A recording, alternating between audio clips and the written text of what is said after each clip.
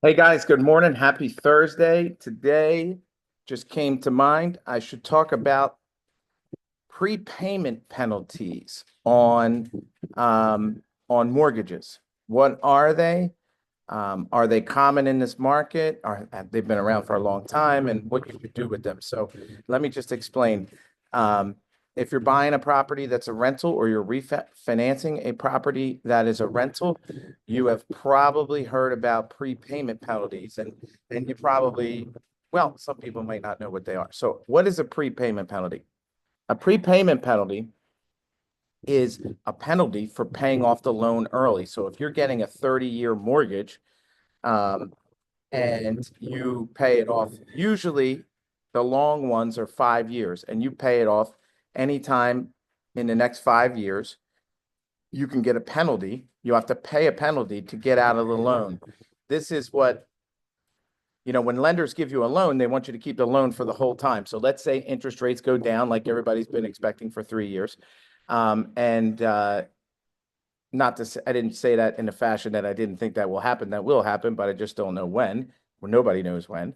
But when they go down and dramatically, let's say you're getting a mortgage today, and remember, when you're an investor, you pay a higher rate, sometimes a point higher than, if you see that mortgage rates are 7% for a 30-year mortgage, and you're an investor, you're in the eights. And then depending on what you do with prepayment penalties and this, that, and the other thing, I saw two loans for investor students of mine that were, 8.5 to 9%. And that's really what it's been like the last 3 or 4 months here. Um, so what is a prepayment penalty? A prepayment penalty, it usually is like, first you have to understand what a point is. A point is 1% of a loan. So let's say you're getting $100,000 loan, 1 point is 1%. So 2 points would be, 1 point of $100,000 loan is 1,000. 2 points of a $100,000 loan is 2,000.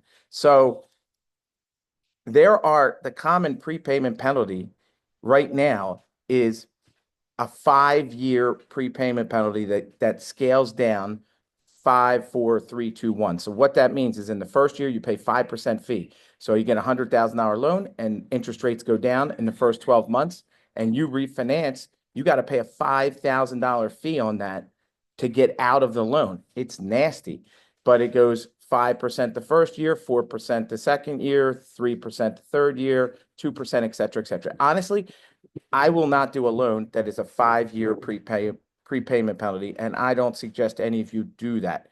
Now, there are 2-year prepayment penalties that I don't think are that long because 2 years is not that long, and they usually go 2-1. So you pay 2 points.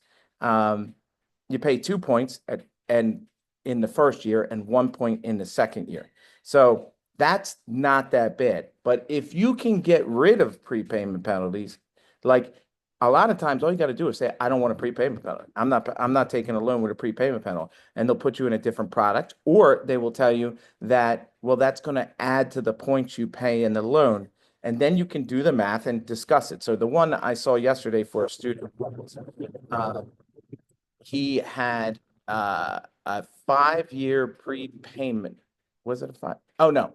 His option was a 2-year prepayment penalty, or um, he pays 2 extra points at closing. So 2 points, again, is 2% on a loan. Let's say it's $100,000 loan. So do you want to pay 2%, 100% right now? Or do you want to maybe pay it if you refinance it in the next 2 years? In that scenario, I told him just don't definitely pay the points now. Put it as a prepayment penalty for 2 years, and you might not even refinance it in the next 2 years.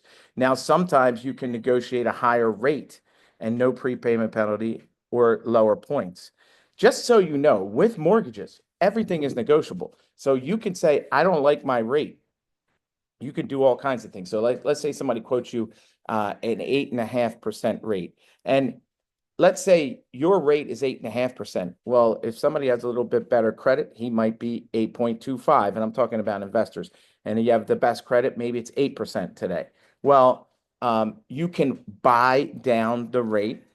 A lot of lenders don't give you this option. You could say, you know what? I want to pay, you can pay points at closing. So you can pay a fee at closing to get a lower rate. If you think you're going to keep the loan for 30 years, that might make sense for you to do, to pay $2,000-$3,000 today to change the rate from 8% to 7% and have way less interest that you pay over a 30-year loan. I will tell you, in the history of my career and most people, you don't keep loans for 30 years.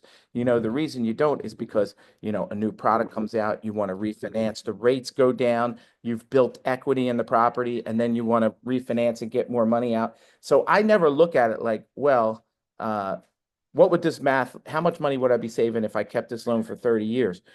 I usually do 7 years. Most people own houses, even personal residences in the United States, for 7 years. People think like they're going to live in a house forever. I can tell you it's 7 years. That's the average. So I always do my math based on 7 years.